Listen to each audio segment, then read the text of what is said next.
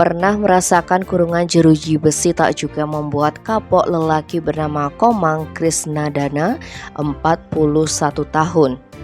Pria itu nekat berbuat kejahatan lagi dengan mencuri di 7 lokasi berbeda, daerah Badung dan Denpasar.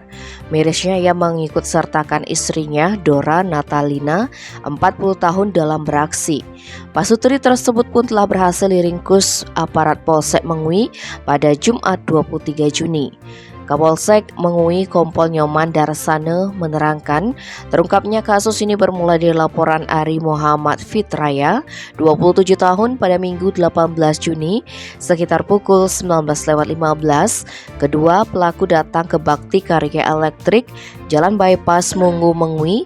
Pelaku perempuan berbelanja dan menyibukkan korban, sementara suaminya berdiam diri di tangga. Saat korban sibuk tersebut, pelaku memanfaatkan untuk mengambil 2 karung yang masing-masing berisi 5 roll kabel NYM ukuran 2 x 1,5 meter merek Extrana di depan toko. Ari baru menyadari tokonya kemalingan setelah pasutri asal Denpasar Timur itu pergi. Atas kejadian itu korban mengalami kerugian 4 juta rupiah dan segera melapor. Menindaklanjuti adanya laporan dari masyarakat, tim Opsnal Reskrim Polsek Mengui melaksanakan penyelidikan. Hasilnya, ciri-ciri pelaku diketahui sesuai dengan residivis narkoba yang divonis 3 bulan penjara pada 2003 yakni Krisnadana. Akhirnya aparat dapat meringkus Krisnadana dan istrinya di kos kawasan Peguyangan, Denpasar Utara pada Jumat 23 Juni pukul 11.30. Polisi juga dapat menyita barang bukti uang Rp2.250.000 hasil penjualan kabel yang dicuri.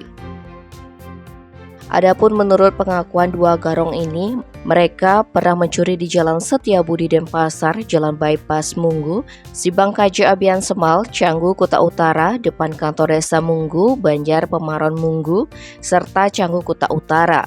Mereka menyasar toko alat-alat listrik dan tabung gas LPG.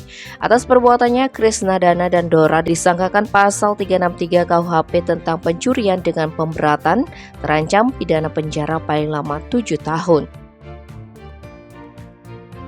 Tim Bali Express melaporkan.